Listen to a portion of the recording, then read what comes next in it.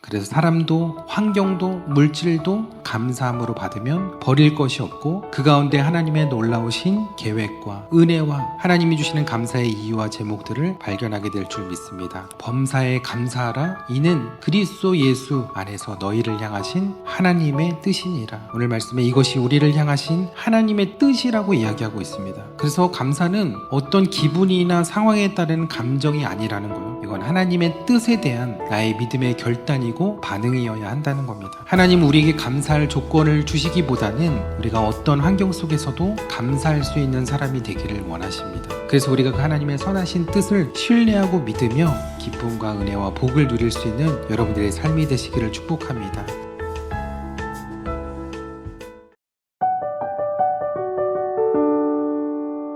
오늘 맥주감사주의를 맞이해서 오늘 감사에 관련된 말씀을 또 함께 나누고 또 하나님께서 우리에게 주신 그 감사의 제목들, 이유들, 감사로 살아가야 할 그런 이유들을 또 한번 함께 나누는 그런 시간들을 좀 가지려고 합니다.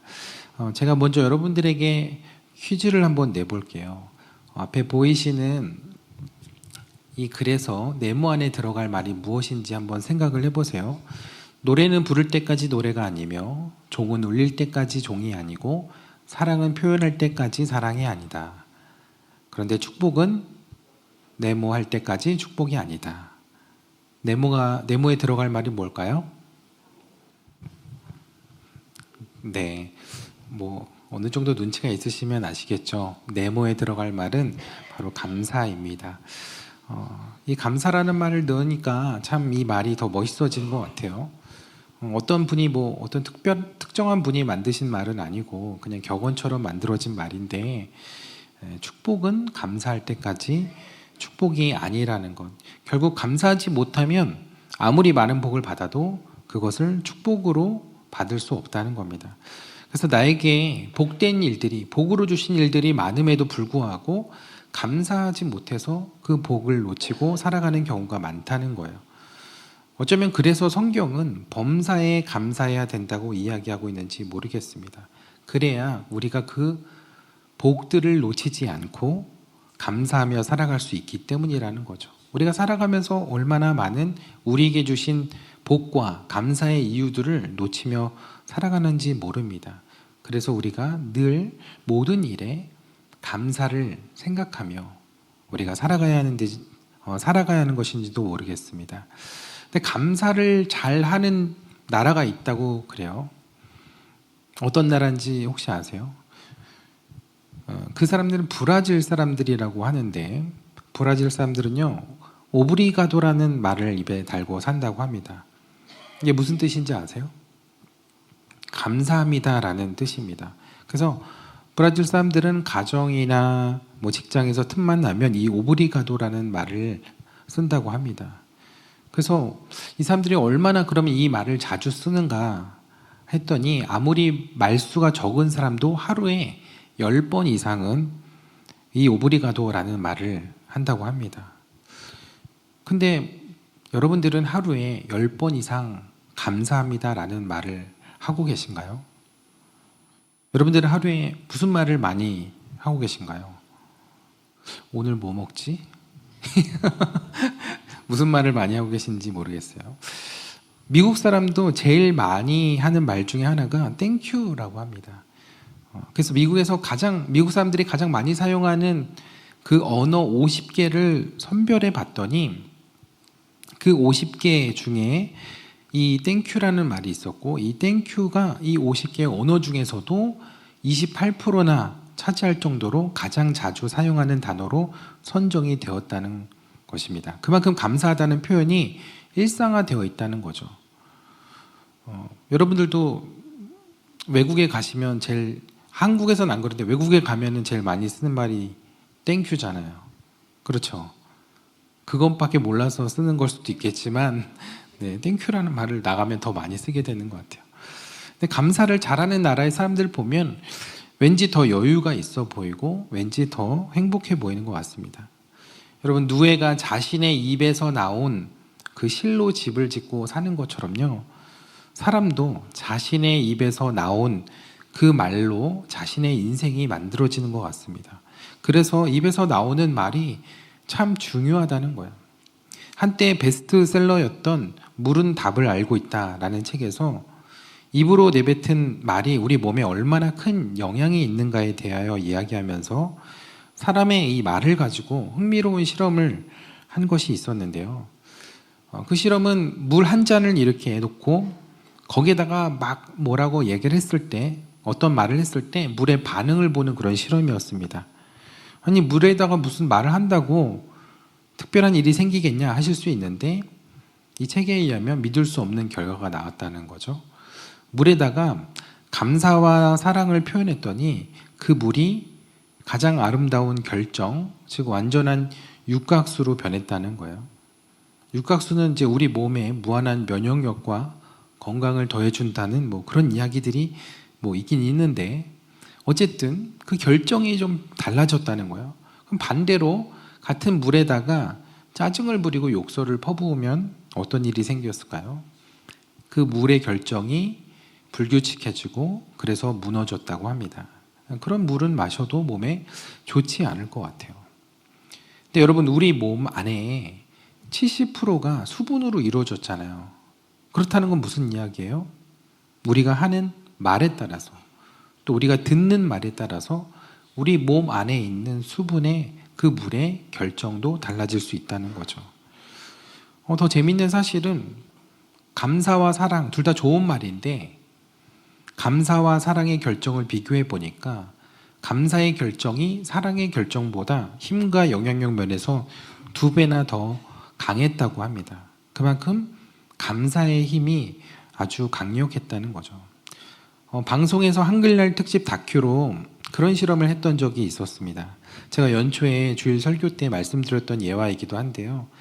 갓 지은 쌀밥을 2개의 용기에 담고 한쪽에는 사랑해, 고맙습니다 이런 말을 계속 해주고, 다른 쪽에는 아우 짜증나, 너무 싫어, 막 이런 안 좋은 말들을 계속 해주면서 이 쌀밥의 변화를 지켜보는 그런 실험이었습니다. 그리고 나서 몇 주가 지났는데 어떻게 됐을까요? 좋은 말을 해준 쪽의 쌀밥은 하얗고 구수한 곰팡이가 생긴 반면, 부정적인 말을 해준 쪽은 시커멓고 냄새나는 곰팡이가 생겼습니다. 화면에서 보시면 어떤 게 좋은 말을 해준, 어떤 게 안 좋은 말을 해준 쌀밥인지 확 아시겠죠? 밥에 귀가 있어서 그 말을 듣고 반응한 것은 아니겠지만, 그 생명이 없어 보이는 것들도 이런 말 하나에도 달리 반응을 보였다는 거죠. 하물며 생명이 가득 찬 우리의 몸은 어떻게 했냐는 거예요. 그래서 우리가 의식적으로 혹은 무의식적으로도 하는 말을 우리의 몸이 다 듣고 있다는 거죠. 미국의 작가인 플로랑스 스코벨이라는 사람이 이런 말을 했습니다.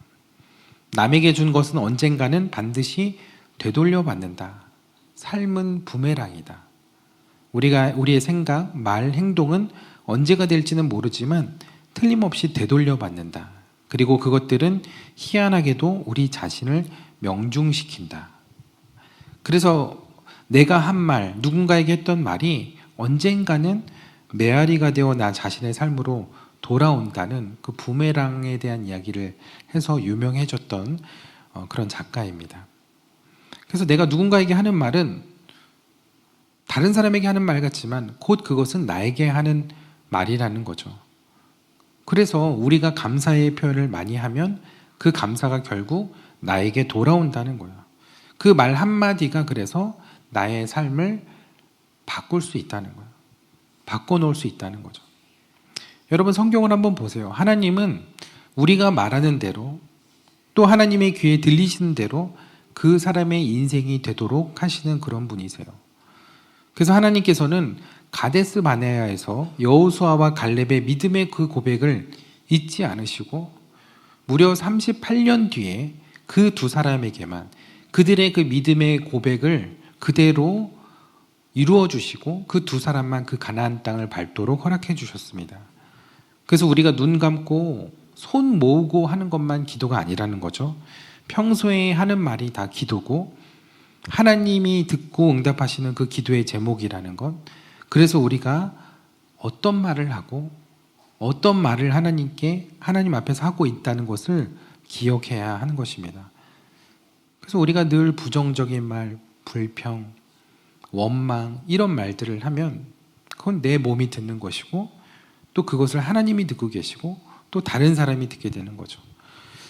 근데 불평도 습관처럼 하는 분들이 있어요. 불평하는 사람들은 어떤 상황에서도 불평을 합니다. 지금 배가 고파지실 시간인데 죄송합니다. 제가 대학교 다닐 때 어떤 선배가 꼭 고기를 같이 먹을 때 자기는 전혀 고기를 굽지 않고 구워주는 것만 이렇게 먹는 선배가 있었어요. 근데 고기를 이렇게 한참 다 먹고 나더니 젓가락을 딱 놓으면서 에이 별로다 이러는 거예요.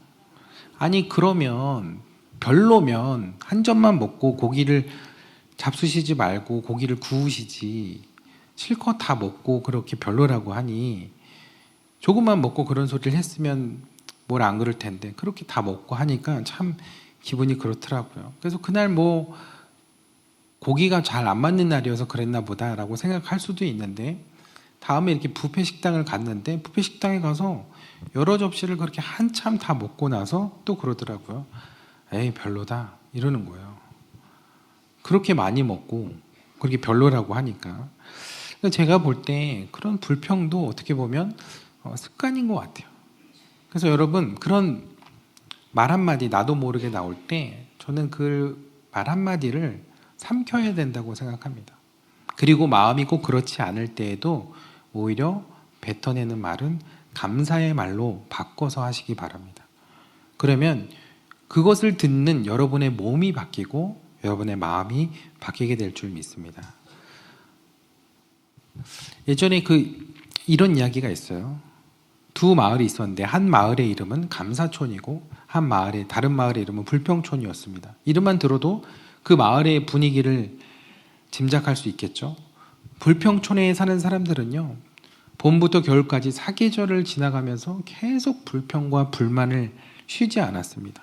봄에는 황사 때문에, 그리고 여름에는 덥고 모기가 많다고, 가을에는 나뭇잎이 많이 떨어진다고, 겨울에는 눈도 많이 오고 춥다고 계속 불평을 하는 겁니다. 무슨 좋은 일이 생겨도 혹시 좀 이따 또 잘못된 일이 생기지 않을까 의심과 염려로 감사하지 못하고 언제나 불평 속에서 살아갔습니다. 근데 감사촌에 사는 사람들은 정반대로 어떠한 일에도 감사를 했다는 거죠. 고생을 해도 감사하고 시련을 만나도 감사했습니다. 봄에는 꽃향기로, 여름에는 시원한 나무 그늘로, 가을에는 탐스러운 열매로 감사했고 겨울에는 나뭇가지에 하얗게 쌓인 그 아름다운 눈꽃을 보며 감사했다고 합니다. 근데 하루는 불평촌 사람이 감사촌에 이렇게 놀러 가게 되었는데 거기에 가보니까 사람들이 불평을 하나도 안 하고 다 감사하다는 말을 하는 거예요. 그걸 보고 놀란 거죠. 근데 거기에 있으니까 자기가 하던 그 습관처럼 불평을 할 수가 없는 거예요. 다들 감사를 얘기하는데 자기 혼자만 불평을 얘기하면 너무 튈 것 같고 너무 이상해 보일 것 같잖아요. 그래서 본인도 모르게 계속 감사하다는 얘기를 하게 되었다는 거예요. 그리고 묘한 기분으로 집으로 돌아오게 되었는데 집에 딱 도착하니까 딱 이렇게 말이 나왔다고 합니다. 에이, 감사촌에 갔다가 얻어먹은 것도 없이 괜히 감사만 실컷 하다 왔네. 그래서 계속 종일 그렇게 감사를 고백하고 마지막에 집에 와서는 하루를 그 불평의 한마디로 마무리를 했다는 이야기입니다. 여러분, 그래서 정말 감사할 일이 많아서 감사촌이 된 게 아니고요. 감사하는 사람들이 모이면 그곳이 감사촌이 되는 겁니다. 우리 교회에서도 소그룹 나무 모임 할 때 그 모임의 80%는 다 말로 이루어지는 것입니다. 그래서 누가 무슨 말을 하냐가 그 나무의 분위기를 좌지우지할 때가 많아요. 감사를 많이 하면 감사촌이 되는 것처럼 그 모임에서 신앙적인 이야기를 많이 하면 신앙촌이 되는 것이죠. 근데 거기서 불평을 많이 하면 불평촌, 험담을 많이 하면 험담촌, 자랑을 많이 하면 자랑촌 하면 너무 뻔하니까 팔불촌. 네. 그래서 여러분들이 사람들과 어떤 말을 하냐에 따라서 그 분위기와 정서가 달라질 수 있다는 거죠. 똑같은 상황인데도 누구 한마디 감사를 얘기하면 감사의 분위기로 갈 수 있는데 누구 한마디 먼저 불평을 얘기하면 그것이 계속 불평으로 이어질 수 있다는 거예요. 그래서 우리의 말 한마디가 중요하다는 거죠. 저는 여러분들이 여러분의 가정을 그리고 여러분들의 나무를 감사촌으로 만들어 가시게 되기를 축복합니다. 우리 연세 있으신 분들이 자주 하는 말이 있죠. 늙으면 살아야지 왜 죽어요? 근데 이런 분들이 길 가다가 넘어지실 뻔하면은 꼭 그래요. 큰일 날 뻔했네. 하마터면 죽을 뻔했네. 늙으면 땡땡 해야지 이렇게 얘기하시다가도 늙으면 하마터면 죽을 뻔했네 이러신다니까요. 결국 속마음은 그게 아니신데 표현은 달리 하시는 거죠. 그러나 몸이 힘들고 병들어도요, 말씀은 그렇게 하시면 안 돼요.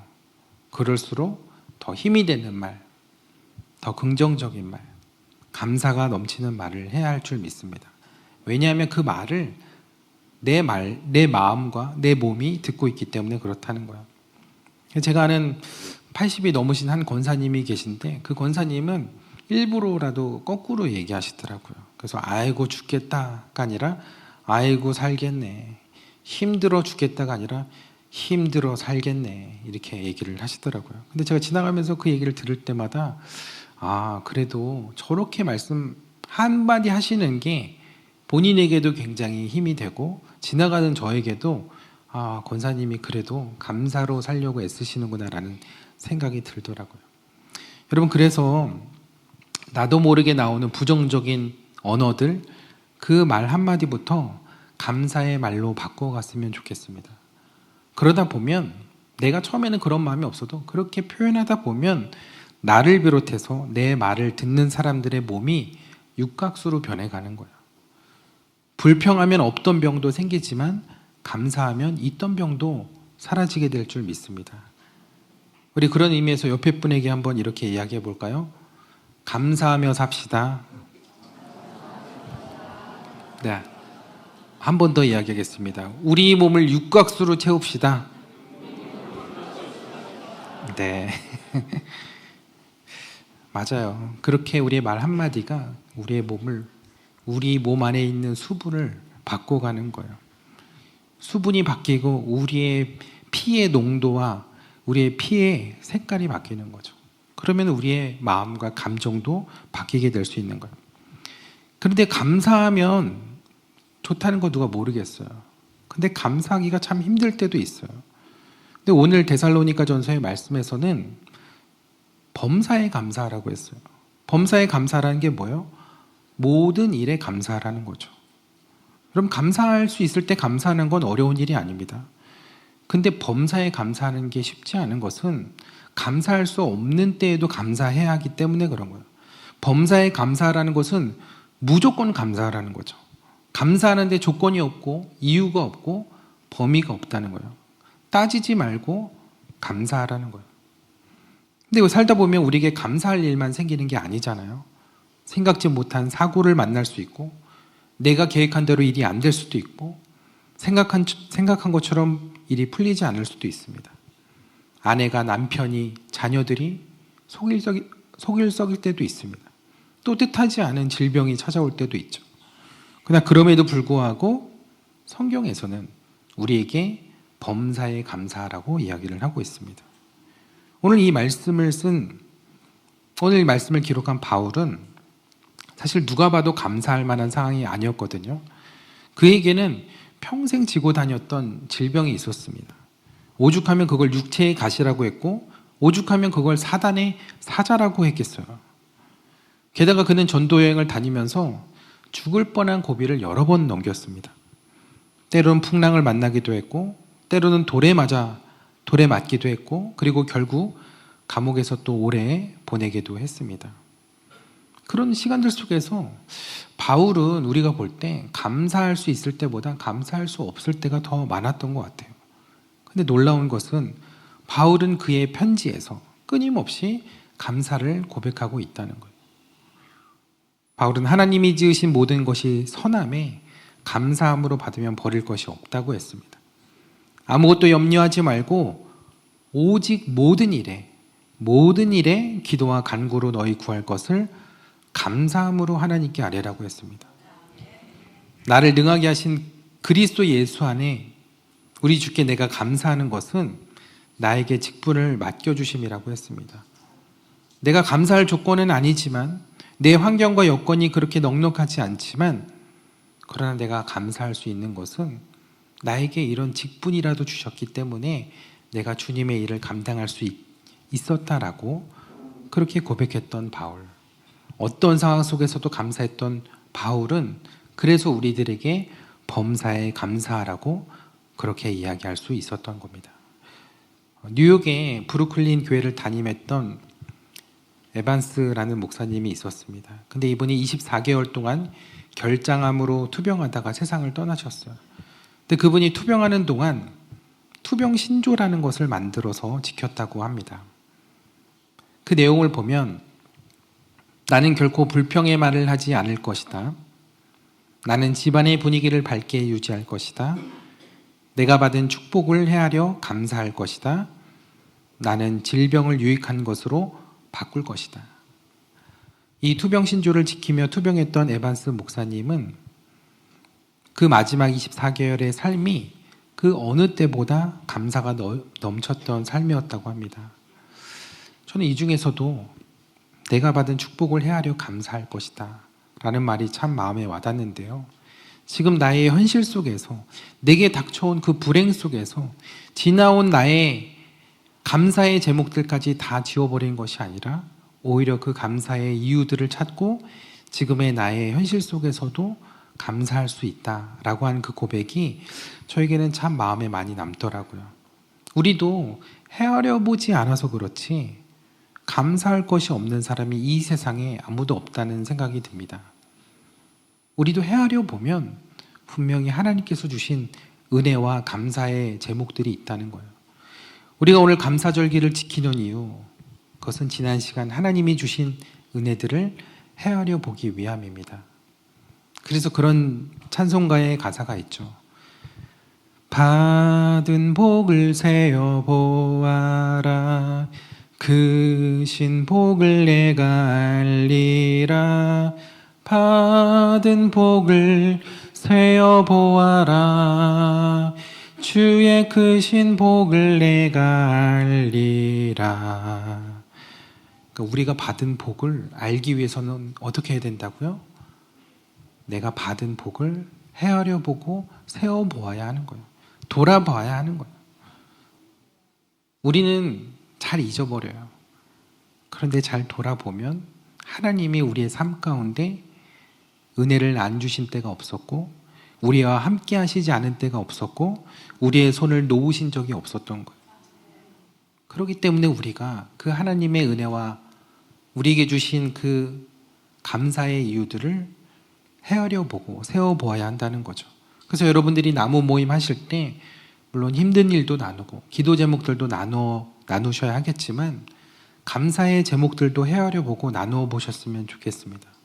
그러면 우리의 삶에 얼마나 하나님께서 크신 은혜를 주셨는지를 알게 된다는 거죠. 감사한다고 당장의 상황이 바뀌지 않을 수 있습니다. 그러나 분명한 것은 우리가 감사를 발견하고 감사하게 될 때 우리 자신이 바뀌고 우리가 인생을 바라보는 눈이 달라지게 된다는 거죠. 심리학에서 프레이밍 효과라는 것이 있습니다. 프레임이 뭐예요? 액자 틀을 말하는 거죠. 그래서 무엇을 가지고 어떤 액자를 가지고 들여다보냐에 따라서 세상이 다르게 보인다는 거예요. 우리가 불평이라는 프레임을 가지고 보면 세상은 불만으로 가득 찰 거예요. 우리가 시기라는 프레임을 가지고 보면 세상 사람들이 다 부럽고 내 인생은 너무 불행하게 느껴질 거예요. 어떤 프레임을 가지고 우리의 삶을 바라보고 있는 것인가? 오늘 말씀은 우리가 이 세상을 그리스도 예수 안에서 우리에게 주신 그 감사의 프레임을 보고 살아가야 함을 이야기하고 있는 것입니다. 그럼 우리가 어떻게 어떤 것으로 감사하며 살아가야 할까요?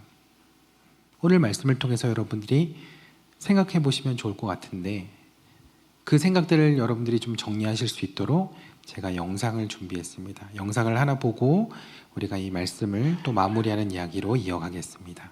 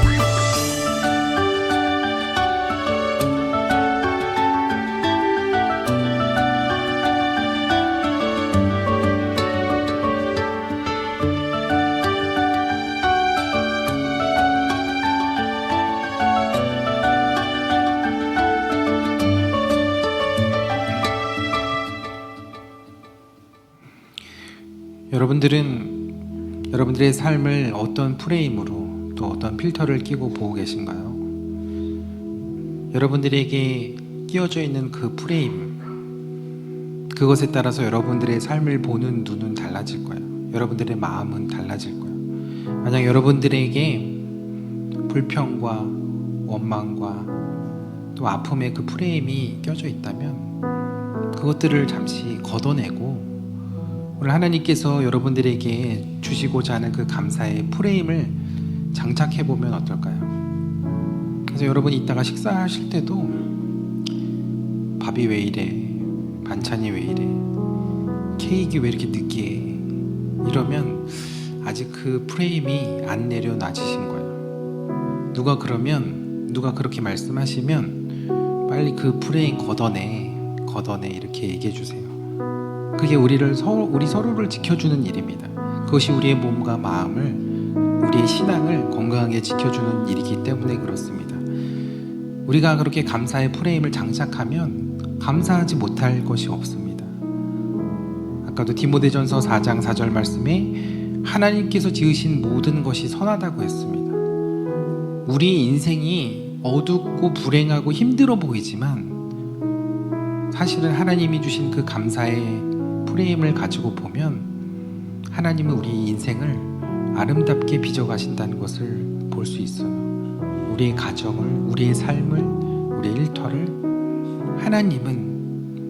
하나님의 선하신 계획 가운데 아름답게 이뤄가신다는 것, 그것이 하나님이 일하지 않으심이 아니라 우리가 그것을 보지 못했을 뿐입니다. 그래서 사람도 환경도 물질도 감사함으로 받으면 버릴 것이 없고 그 가운데 하나님의 놀라우신 계획과 은혜와 하나님이 주시는 감사의 이유와 제목들을 발견하게 될 줄 믿습니다. 범사에 감사하라. 이는 그리스도 예수 안에서 너희를 향하신 하나님의 뜻이니라. 오늘 말씀에 이것이 우리를 향하신 하나님의 뜻이라고 이야기하고 있습니다. 그래서 감사는 어떤 기분이나 상황에 따른 감정이 아니라는 거예요. 이건 하나님의 뜻에 대한 나의 믿음의 결단이고 반응이어야 한다는 겁니다.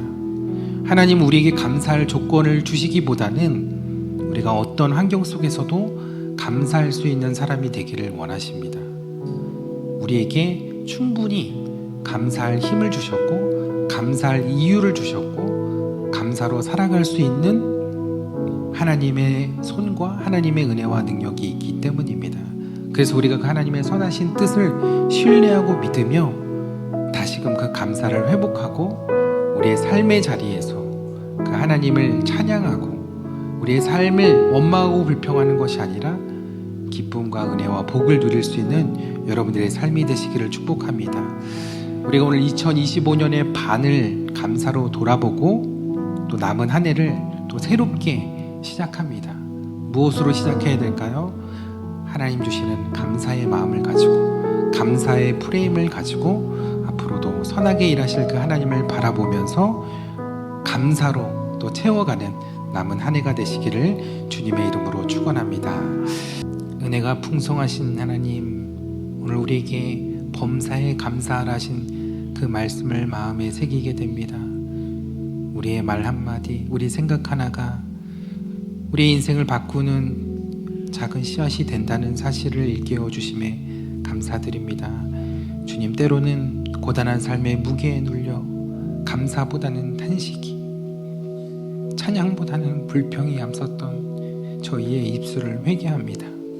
그러나 오늘 주신 말씀처럼 상황이 아닌 믿음으로 감사하는 삶을 살게 하시고 감사의 언어로 우리의 몸과 마음을 치유하며 우리에게 맡겨주신 그 가정과 공동체를 감사촌으로 세워가는 우리 모두가 되게 하여 주옵소서. 사랑보다는 감사가 더 큰 능력이라는 그 말씀처럼 지금 우리에게 있는 이 자리에서 받은 은혜를 헤아릴 줄 아는 성숙한 믿음을 갖기 원합니다. 우리의 하루하루의 삶 속에서 자꾸 평범한 일상 속에서 감사와 감격을 발견케 하시고 불완전한 상황 속에서도 완전하신 그 하나님의 능력을 바라보며 믿음을 붙들며 감정이 아니라 믿음으로 순종하며 믿음으로 감사할 수 있는 저희들의 고백이 다 되게 하여 주옵소서.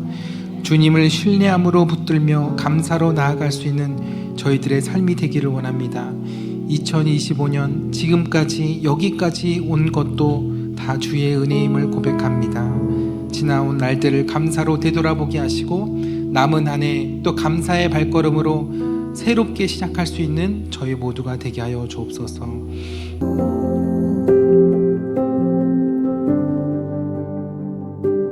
When I wake, I know you are with me. In the dark, I can almost see you clearly.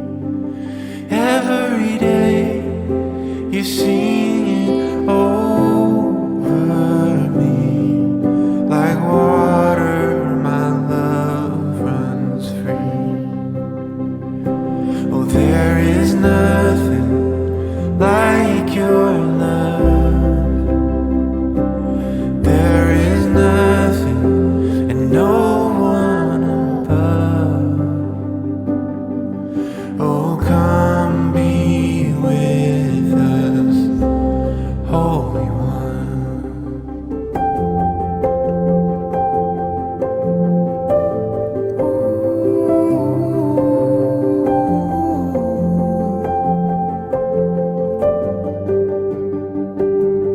In my pain,